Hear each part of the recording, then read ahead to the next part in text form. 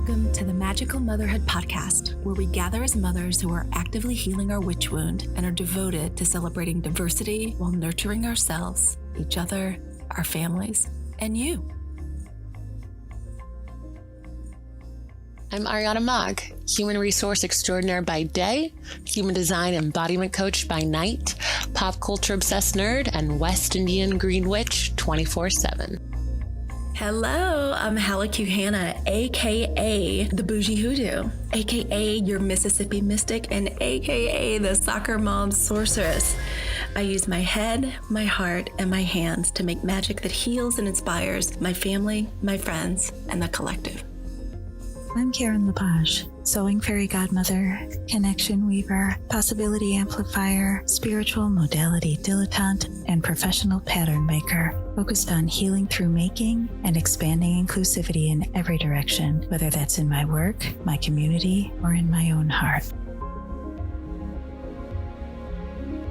Erica Cullum here, a 21st century witch/entrepreneur practicing my craft through intuitive coaching and consulting at my biz, Collective Commons, while also homeschooling and advocating for justice on all fronts.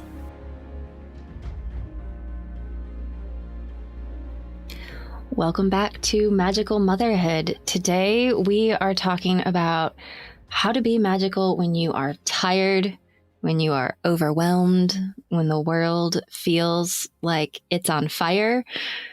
So before we get in, let's take a moment to be here, and then we'll get started. Whatever you're doing right now, please pause and let's take a deep breath together. Lay down your troubles under the shade of the mother tree and rest. We call to the four directions, north, east, south, west, to bring us together for this time and to connect us to the earth and each other. Allow your roots to ground down and connect the unseen network of nurturing motherly support that spans the earth. You are with countless others on this parenting journey. You are not alone. I've got our Oracle card ready today. Man, this is a good one today. It's from our Earthcraft Oracle by Julia Diaz and Lorraine Anderson. One of the most beautiful decks I've ever worked with. Our card today is card number 42, Wild Winds. This one packs a particular punch. And y'all know I love to talk anyway, but I really feel like this one kind of touched the preacher in my soul and in my spirit. The card is Wild Winds. In Curandismo, the conversation would be around the Iadis, right? Like strong emotions and how the winds speak to us. It's a way for Mother Earth to speak to us. And the Oracle calls us to think to a time to when we hear whispers in the wind, right? When we feel as intuitives and witches, when we feel the winds change, when we feel the howl of the wind. That's Earth and Spirit talking to us. And it takes practice and time to hear and understand the messages with clarity. But this oracle and this card today is telling us not to fall into doubt about that. So often as we're kind of learning about our intuition and trying to figure out what's a message from spirit, what's intuition versus anxiety, this oracle is telling us to remove freaking doubt. Your mind is not playing tricks on you. We have our gifts for a reason. Do not allow what sometimes the way we've been conditioned and educated to think more linearly and with our logical mind. This oracle is telling us to release that and let that go.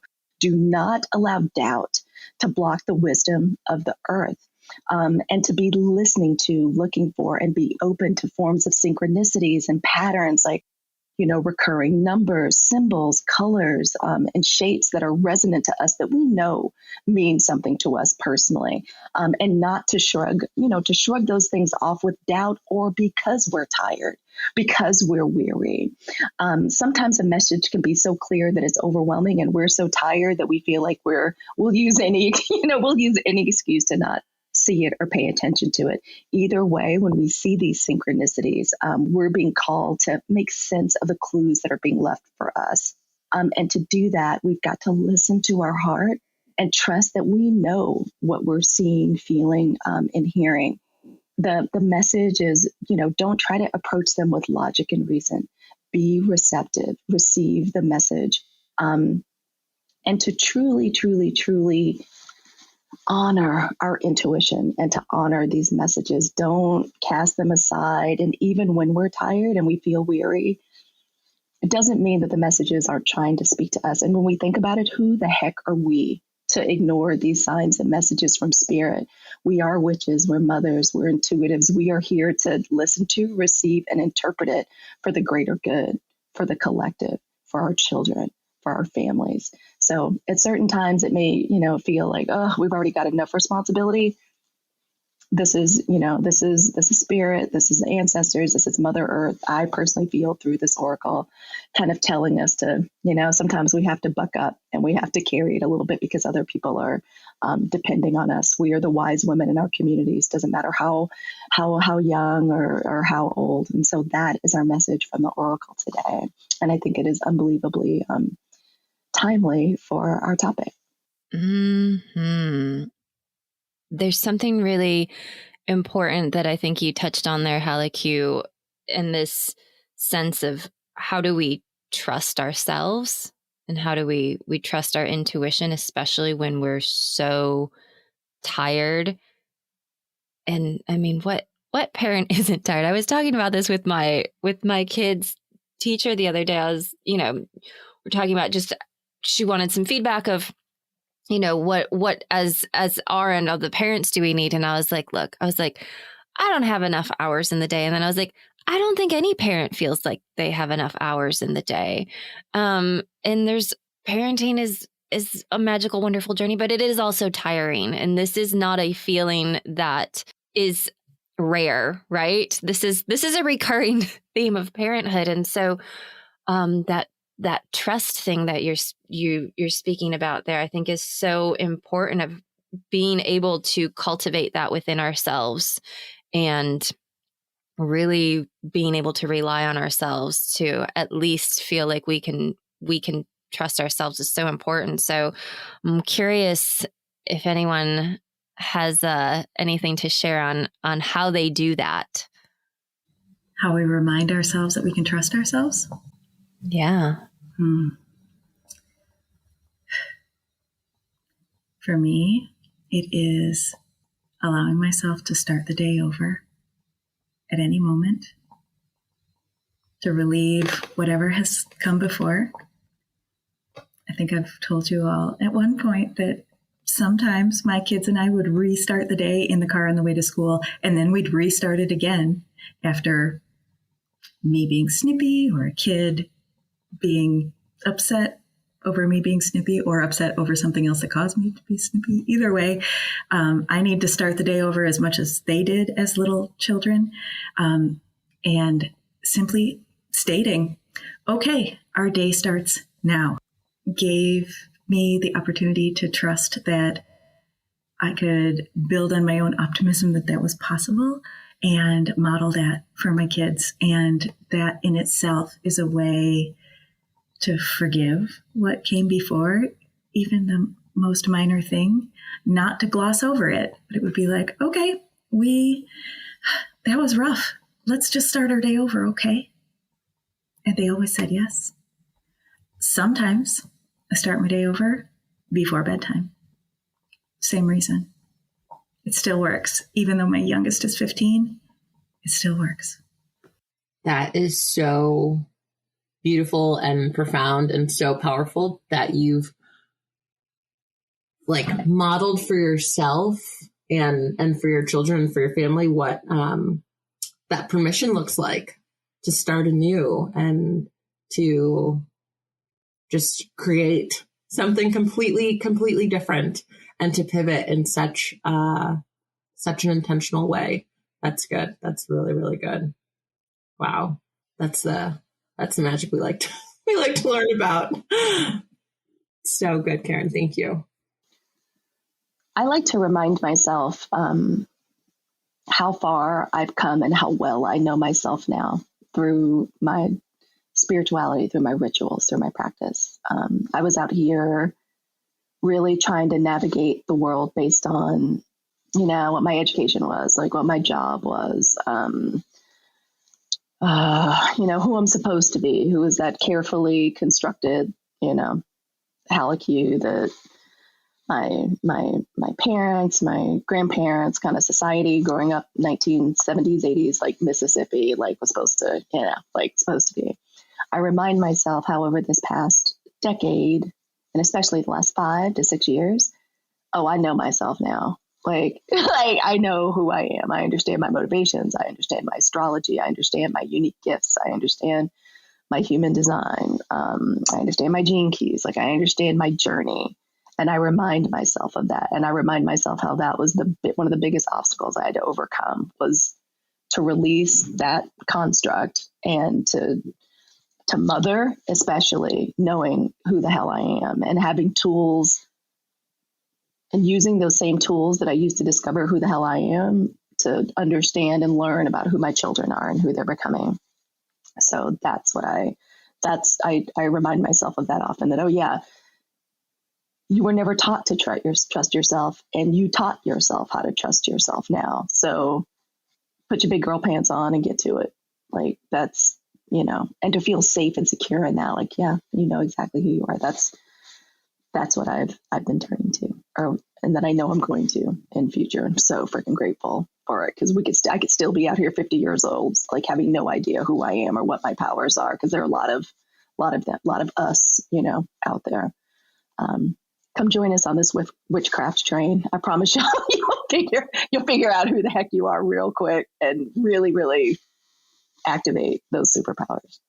Yeah, this is reminding me too of what we were talking about last week about like we cannot be everything all of the time. And so especially when we're tired, taking a moment to think about like who do I need to be? Who do I want to be right now? Like kind of picking those roles and understanding that I can't do all of them and I can't be all of them. And I think might have talked about this too, like this sense of, I almost have to, and maybe this is all my error, I must have to detach a little bit and say, okay, especially when we're tired, and especially when we're feeling like I think we were all discussing before we started recording that there is a lot of gnarly stuff happening in the world right now. And we want to protect our children. We want to protect our families. And so finding the line between how do I protect them, but do not drain myself in the process, and how do I protect them, but also understand that they are their own people on their own path.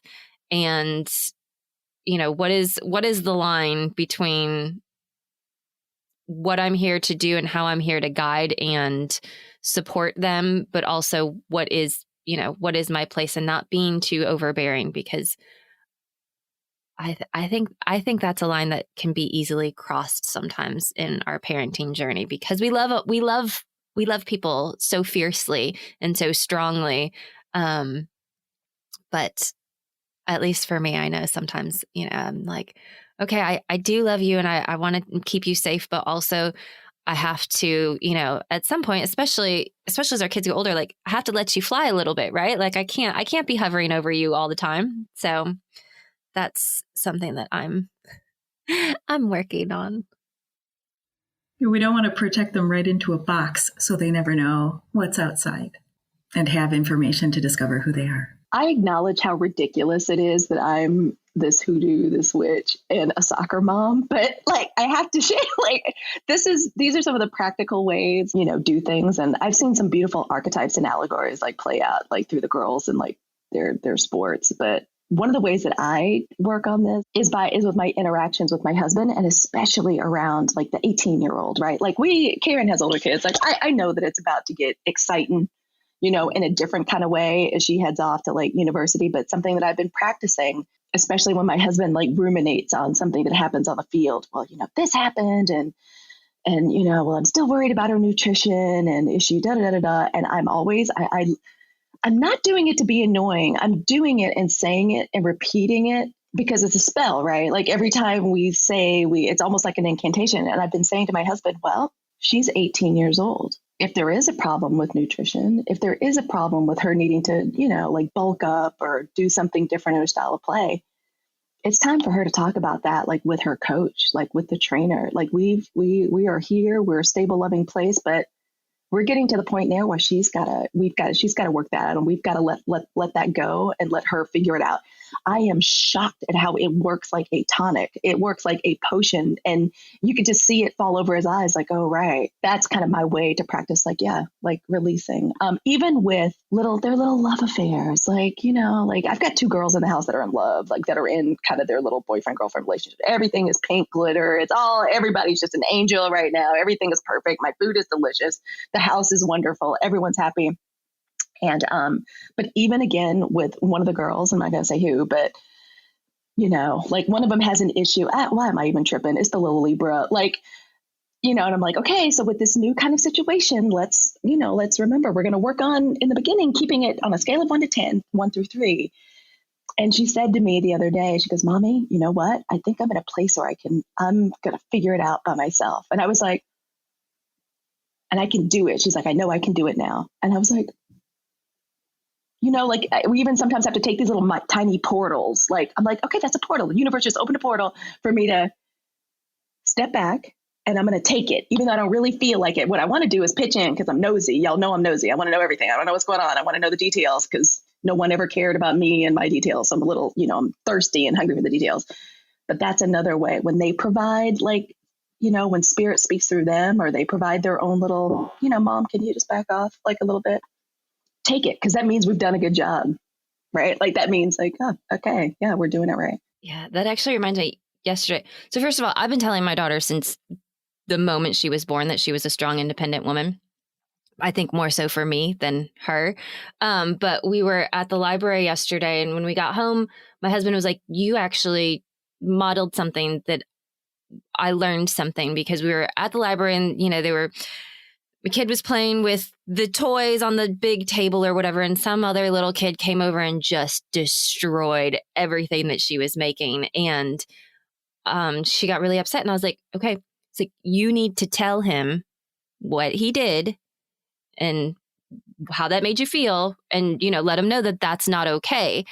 And when we got home, you know, my husband was like, you know, my first instinct would have been to be like, okay, well, we can rebuild it. Or, you know, why don't we come play with something else? He's like, but you told her that she had to stick up for herself. And that's not something that naturally came to me, because my parents would have just been like trying to fix it and trying to make things better. And so, yeah, I think doing that from a very early age, and then Haliki, when they get to your age, when they're like, okay, no, yeah, I can do this. I can say what I need, and I can figure this out. I think that's so empowering. And we can start that at any age. Well, my 15-year-old's first sentence was "do it self." So I've been hanging out with that one for a while. Ariana? So much of what everyone's saying so far is like the essence of self-advocacy. And when I think about it broken down, it truly is to know yourself in such an intimate way that you know your needs, you know how to ask, and you know how to get it. And it's such a noble journey for that to be like our philosophy around parenthood.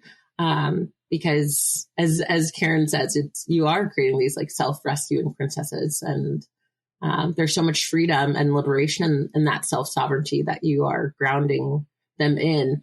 And it takes place, and it's like fully rooted once they know themselves. Like Q, when you first started, you're just like, I know myself. Like I know all the different ways I've been charted. I understand myself in all these different lenses. And in my mind, there's truly no better gift or antidote for self-doubt than to truly like know, love, and trust yourself.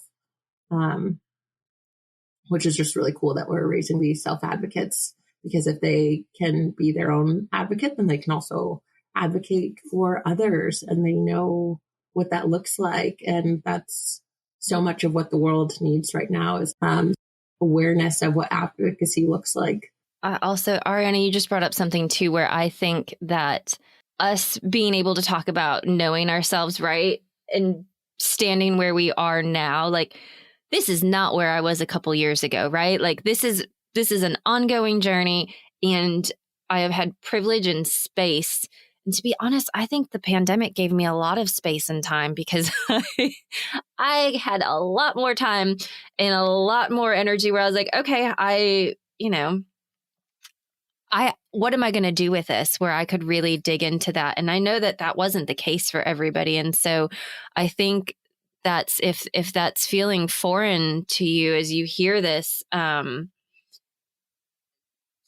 just kind of pay attention to like, what is piquing your interest, right? Like what is kind of calling to you? And is there a way that you can make some space for that so that you can start knowing yourself and listening to yourself more and looking at the places that are calling to you out of love and not fear, I think if we're thinking about like the threads or the paths that you follow, I think that's an important thing, because I definitely grew up in a place where we made a lot of fear-based decisions.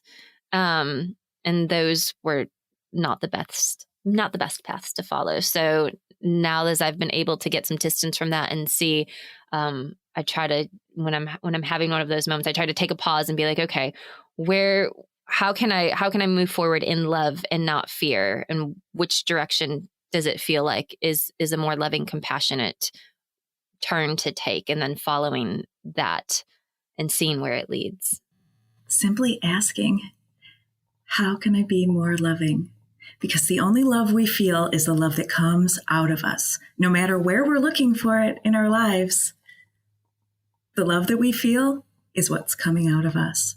So when we are depleted, when we are feeling like our cup is empty, we're not going to fill it from the outside. And so how to be magical when we're tired AF, when the world's spinning around, when it feels like optimism is a really far reach, finding a way to get neutral, take a deep breath, and ask, how can I be more loving? And that can be toward yourself. It can be toward a plant. It can be trimming your candle wick down, the smallest thing. That's a way. That's a way to resource yourself when you're exhausted. And I don't know about you, but when I am feeling really exhausted, it is as if I'm very sensitive to everything around me. So maybe use that to my advantage. I have a candle here from Helicu's sister, and in the materials that came with the candle, and I believe in the Pillars, the Porch, and the Path podcast. We'll have a link, of course, in the show notes to that. Last week, they mentioned when your candle is flickering and cracking and making noise, then you need to listen. That's a sign to listen.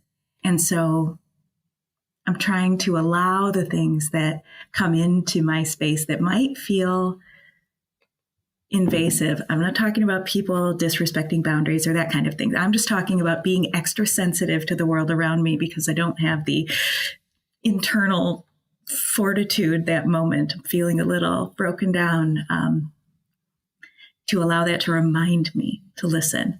Just like when I hear on the radio, in a podcast, or read in a book the word breathe, because I've practiced yoga for so many years, whenever I hear someone say breathe, I breathe subconsciously, unconsciously, but you can do it consciously too. I wrote a little list when we were talking about, what our topic was going to be today.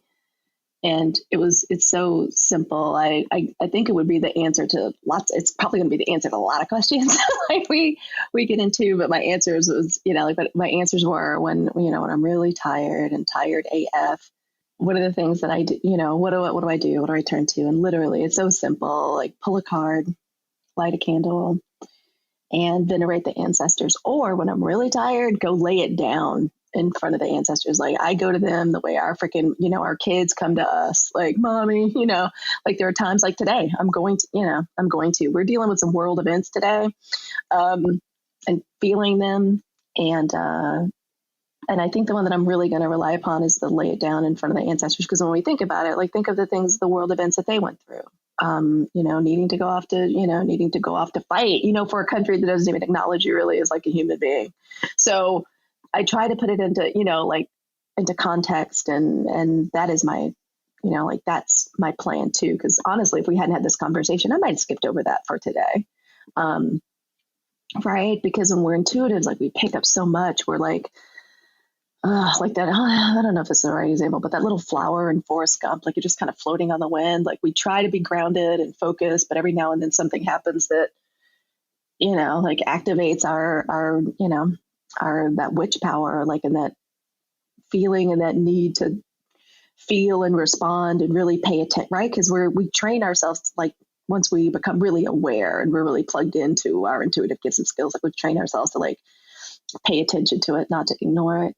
And I do feel like a little overwhelmed this morning. I feel a little angry this morning when it comes to things that are making the world a more dangerous place for my kid. Like I go very quickly from feeling sad to angry these days. And again, that's the wonderful part about our work and our magic. We understand the importance of the dark face of a goddess, right? Like we understand the importance of anger serves a purpose, and, we can work to transmute it and turn it into something useful, but we have to feel it. And that's where I am now. And I'm grateful we're having this conversation because I know where I'm going to go when I can find some space today. I'm going to sit in front of my ancestor altar. I'm going to pick up my cards that are on one of the many Bibles that my grandmother felt that I needed, and ask what they've got for me. Cause y'all know, I think I told y'all that my grandmother and my mom over my lifetime, like I'm still, and who knows how many more they may give me cause I'm a heathen, but I keep the last one that my grandma Myrtle gave me on my ancestor altar. And that's where I like to go to get answers. Like I am angry. I'm sad. I got ancestors from my husband's side of the family wearing me out right now, like speaking to me. I don't really have a relationship with them because they're just folks that are Ukrainian, his people are Ukrainian. Like I forget that. And now I'm just like, what am I going to do with this? Right. My children are like part Ukrainian. Like I can't ignore this. It's so crazy as a Black woman and say hoodoo to like be thinking this and feeling this. But because part of me is angry. I'm like, darn it, I got my own activism. My people and my ancestors have their own struggle. Like, really, this side of the family too, but these are my children's people, which means they're my people. And that's a new challenge. And honestly, in a week where I just want to get out a newsletter for the first time, like in months, I just want to, like make sure I'm getting back to my clients, like these world events happen. And yeah, I do feel tired, but I also, because of our practices, like, and knowing myself, like I know that I've got the strength to do it. And when I'm feeling tired and angry, which is how I feel right now, that's where I'm going to go today, at least. And sometimes that's all we can do, right? Just today in this moment, I'm going to make time to get in front of my altar and lay it down to them and shut up and hopefully listen the way the Oracle kind of directed us and gave us some guidance today, and to see what they say back to me and to see how they guide me so I can talk to my children about this, so I can do some magic and do something to kind of heal this wound that's like ripping open right now. That's where I'm going, to the ancestors. Mm-hmm. There's, like you've been talking about like getting angry, and for some reason in my head, a lot of times this image of Chadwick Boseman in the James Brown movie, like he played him so well, but it would be like, something would happen and he'd be like, oh, hell no, I got to flip this, right? He'd be like, something went sideways and he was just like, I'm not standing for this. Like, I've got to figure out a way to flip this. And I think of that a lot when I come across something, especially when it immediately dysregulates or triggers me into that kind of like anger thing of like, I can't let it go there, right? Like I am tired. There are things happening, but I get to choose like how I'm going to internalize that. And so recognizing that and not going down the scary, dark, spirally path, right? And being like, nope, I get to make the choice now that I'm going to flip this. And whether it's, kind of surrendering and giving things up to the ancestors, or choosing to move just in a way that feels really supportive, whatever it is, I think taking that moment to recognize that like we don't have to be victims, right? Like we can choose to say, nope, I'm not okay with this. I'm going to do whatever action feels good to me in this moment to flip this situation and to change the energy and shift directions. I have such a new and profound respect for the word pivot. Like in my whole life, it was only referred to dance moves because, man, that helped me release a lot of guilt and stress. Like, oh, it's okay if I turn to something else. That's what I'm supposed to do. I can't be happy and fulfilled and operating at an optimal level if I don't. So grateful for that word and my understanding and now ability to act on it. You know, all the while being conscious of what's going on. We are not advocating bypassing what's happening, but honoring and allowing it to pass through us and then using it to affect change in the world, in our lives, in our hearts. Yeah, I think sometimes the pivot is gentle. Sometimes it's tough. If you're of my generation, all I can think of is Ross Geller in my head where they're moving that couch on the stairs and he's yelling, pivot, pivot. There's a meme there somewhere, but I think that there's just understanding that sometimes it is subtle and sometimes it is harsh and sometimes it feels impossible. Can I just share one anecdote around, I think it has and it goes to our topic about what do we, what do we do when we're tired, how do we handle just being exhausted and tired? And it just reminded me of something I saw on Twitter as another podcaster, like, I think it was a podcaster, like, I'm feeling that feeling where I feel stuck, overwhelmed. What do you guys do when that happens? And my first thought was, too bad you're not a witch, because, one of the most basic fundamental things that we've learned is, oh, then you're supposed to rest. Like when we get get overwhelmed, and since all of us are business owners and, some of us have like regular jobs and like our businesses, that's one of the things I think about our rituals and practices that I've definitely come to understand. Like, oh, right, rest. Look at the wheel of the year. Like, what time of year is it? It's probably normal for you to feel, or if you feel like this anticipation, something's about to happen, like, oh yeah, it makes sense. We're about to head into Aries season, like spring. So, that's I thought that was so funny. I was like, yeah, rest. Let's not forget that part, moms, like rest, take another 15, minutes, even in the, watching the kids play in the woods or the playground.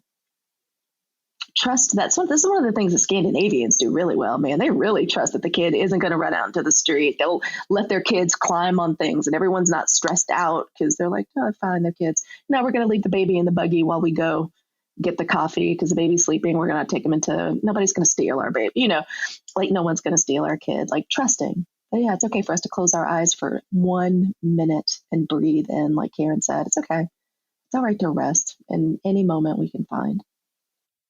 There's something else in this too that I've noticed a lot in kind of with friends that have younger kids is that it's okay for them to be bored. It's okay for them. It's okay that we don't have to entertain them all the time. I've seen this a lot. And I think part of it too is people with younger kids and pandemics and things like that. Like, we feel like maybe they missed out on something because they lost this time, this social interaction, right? I know my kid definitely did. And so I think I overcompensated in lockdown, right? I was like, I will be your friend. I will be your teacher. I will be your mom. Like we can be all the things. And now I'm like, okay, no, that's not sustainable. And so I should be like, I'm bored. And I'll be like, okay, be bored. Oh, Halleck's giving us a card. It just, as I was shuffling, it flew out at 6 of Cups, like happy childhood memory. Like it just flew out and I was like, yeah, because we're magic. And of course that's what flew out. So that's just what I just shared for our listeners. I just, when a card like that flies up, I just share with everybody. 6 of Cups. Yeah. Rest and let your kids be bored. Because for some of our children needed the rest. Like we forget that like everybody is not now. My kids love being in the room, like at school, like they just kind of get turned on by people. But some children really needed to not be a part of some of the toxic crap that goes on, like in schools and the little nasty friend groups and the overwhelming anxiety of it. Some of them needed it. And I love that you said that, Erica. Something I used to say, I don't say it anymore because they're older and they figured this out. But I used to say, Mommy, I'm bored. I'm like, oh, that's too bad because bored people are boring. Like being bored is where your next amazing idea might come from. So, you're too cute to be boring. Come on. Like find something, do something, draw something, create something. I love that you said that though, because it's okay. And I want to point out too, during the lockdown was when the little scary Scorpio, she was a new kid at the school, and somehow the not being there helped her get to know everybody in a way that wasn't so stressful and anxious.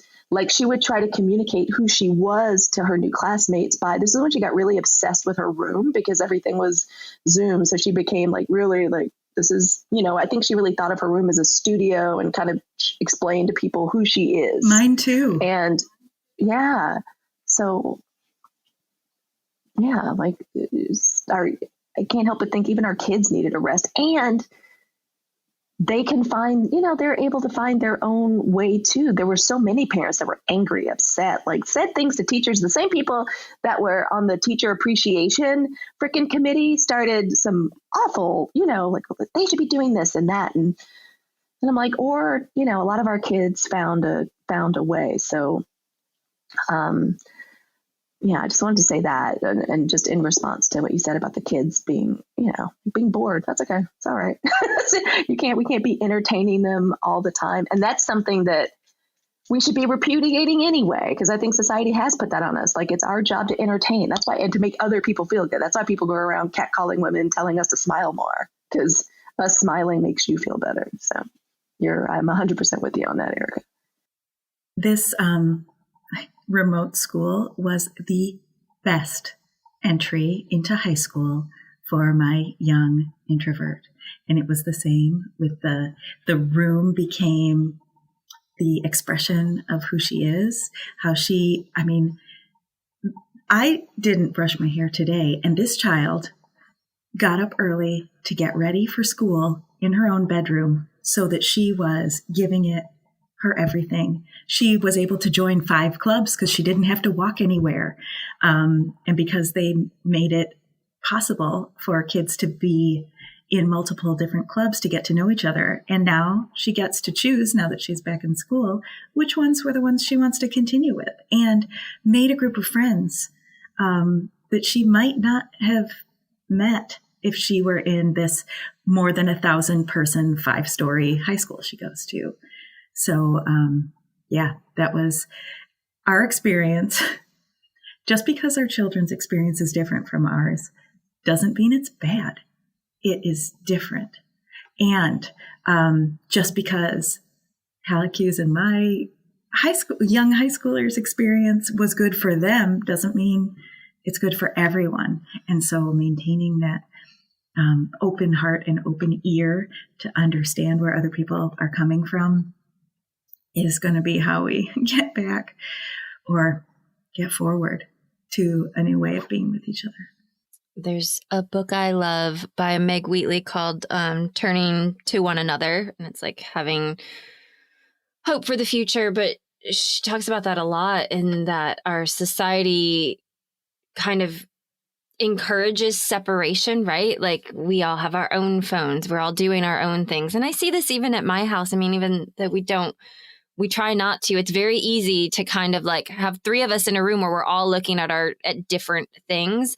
And the author talks about how really we need to just get back to this place where we can just sit and be with each other. And, sometimes you don't have to say anything. Sometimes you do. Sometimes you talk about what you're excited about, what you're worried about, anything. But I think, to Ariana's point about being still, not stuck, like when we allow ourselves these moments to be still and just be with ourselves, be with each other, and talk about whatever. It can be that sometimes it's the dumbest stuff, but just getting those things moving, whether it's, I talk to myself a lot too, y'all. Sometimes when I am feeling overwhelmed and stuck, I actually kind of miss having a real job where I used to commute every day, because I would get like an hour to myself in the car and I would just talk to myself and like literally talk it out with myself. Yourself, your journal, your friends. I think that's been really powerful for me, especially when I'm feeling tired. And sometimes you need that friend to give you that permission to rest and tell you like, hey, whoa, you're overdoing it. You should maybe take a nap. Just take 5 minutes to listen to a meditation or stretch or dance or whatever it is that you need to do to just, be with yourself. I think Black and Brown witches especially, and I want to invite everybody to join us on this train. Y'all know the Nap Ministry, right? Do y'all follow that account? Oh, yes. There is, like down south, we would say, I'm not even a Christian like that anymore, but like down south, we would say, oh, she's doing the Lord's work, like being aggressive and assertive with us about resting. Like, how come you're not taking using rest as a liberation seriously? Like, I see the way y'all are playing around about your rest. I want y'all to get serious about your rest. So I feel like I've got this like online advocate for me to just, you know what, like I'm gonna just give myself like a smooth 45 minutes like of rest. I want to encourage moms to join us, on this train. I know sometimes the bishop don't really want us to do that, like with other communities, but I'm just gonna bucket and be like, come on, y'all, join us on this, because truly, I now think of it as almost like a responsibility, like. I don't know, paying back into the collective of, rest of Black and Brown witches. Like, just, this is almost like, oh, okay, I'm going to do my part and rest too. Like, it's the most wonderful thing. Like, I truly feel like that now when I'm called, or if the kids are too much for me. Also, the need for rest, it's a new and interesting way to look at it, right? Because I've been thinking a lot. I was talking to my sister about this, like, why were, Karen, I don't know if you feel like this, like, I don't want to just put it on my family or culture down south, but it seemed like the adults and the carers were always freaking angry. Like, they were just angry all the time, like just angry, stressed. And of course, like when you have to work and provide for a family, there's stress around that. You're working in maybe a hostile or a racist work environment. I get it. But now I think of rest as, I need to do this so that when my kid calls me for something random, like, Mommy, can you get up and braid my hair? Like, I can turn to them with a little bit more love and more ease because I'm not as freaking tired. Like, so it's almost as though you're doing something. If we can remember that, right? Like, that our rest improves the quality of our mothering and hopefully deepens the relationship with our children. Cause, we're not turning to them in a stress state. Like, that's just something that, and I acknowledge that I've got some privilege in being able to get rest and not have to stress, like, getting up at 6 to be in a car and on the road. But it really helps. It does. Like, if we're not tired and pinched, the kind of crazy, get up is something I can do without anger because I'm a little bit more rested. Right. If we can't give ourselves permission to do it for ourselves, we can surely do it for our children. And how important is that for us to model that for our children as we're thinking about this world that we are creating for our future generations, where they prioritize rest and we start dismantling that hustle and grind and, always doing more culture. And we start creating systems and spaces for more regenerative practices. Rest is so important to that. And even Hallie, when you were saying, my daughter asked for something, like, I used to always be like, okay, yeah, but now sometimes I'm like, no, I'm resting. I need to do this, and then afterwards I can come help you. That's been a huge shift in the way I operate and the way that I parent, especially just lately, recognizing that. And even though logically I know I've always known how important rest is, it's really hard for me to put that into practice because that's not how I was raised. No one prioritized rest when I was a kid. Rest? Who is she? What is that? Like, I was taught basically you work from can't see in the morning to can't see at night. And if you didn't, you were trifling, oh my God, that trifling was a word. Like, that's a word, like in my house, like you were trifling, lazy. How come you're not, get up, be doing something. Like, that's something literally I think I was kind of trained into doing. Like, if you heard an adult approaching, get up and look like you're busy. Like, oh my God, like, yeah, rest. Who is she? I understand who she is now and how important it is. Well, it's an ancestral baggage of work is how you prove your worth. It's time to flip that because it's not true. Yeah, I think about that a lot when I think about my grandparents that I did know, that whole, especially here in America, that American dream of like, you bootstrap yourself and you work really hard. And my grandparents did that. They worked multiple jobs.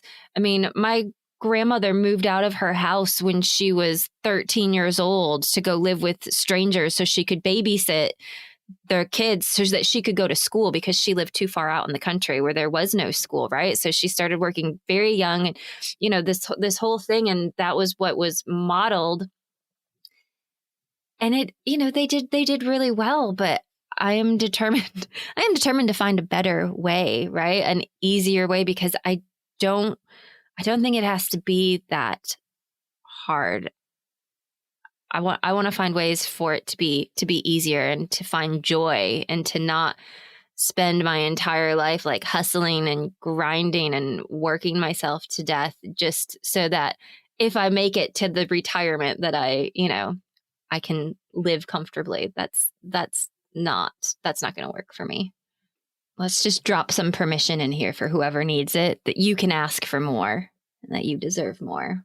And if your family is having a tough time with that, because I'm married to a man that his father died when he was young. He pre-tired early so he could have all this time with his kids. Cause if there's anything I think he ever missed, it was like having his father there. So he's bought in.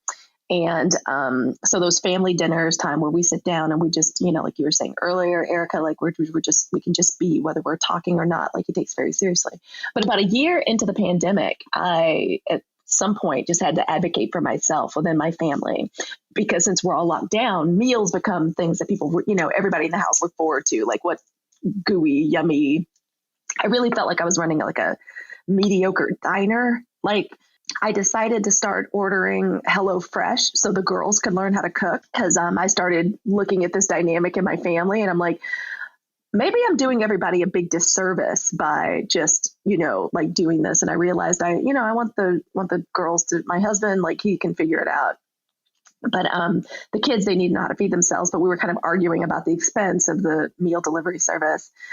And I explained to the entire family, I was like, you guys know how you start around 5:30 asking me what's for dinner, smelling to see what's going on, how excited you are, if it's your favorite thing, or you just like get excited about what's the surprise, what did mommy make? I was like, do you guys realize I never get to have that?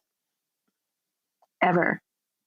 The way things are set up right now. Do y'all realize that I never get to just walk up to the house and, what awesome thing is daddy making? Or what did Reese decide to bake today? I was like, so I need to do takeout on Fridays, and I need for someone in this house to use this meal preparation kit. So I get to have that occasionally, right? So mommy gets to have that. And the way everyone kind of like looked at each other, and I was like, yeah, that's it. All I ask is once or twice a week. I just want to experience what y'all get to have all the time, and explaining them to it that way helped. So that's just a little anecdote I wanted to share about a way I had to get some rest for myself and explain it so that everyone could make space for it.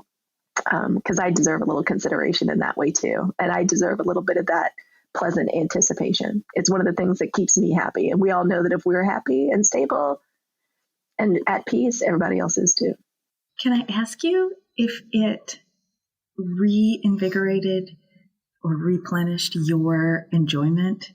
I made a dinner the other night that everyone loved. Like, it was just one of the most simple dinners ever, right? Like what HelloFresh called traditional kind of Korean beef. And it was just like beef and pork, ginger, garlic, all of that, coconut rice and broccolini with some, lemon and pepper. And my husband was like, this is really delicious. It's so simple. It's so good. And I was like, yeah, because I was getting kind of bored and stale. But because of that little experiment and exercise, yes, now I'm more interested. I'm learning too about my neurodivergent brain.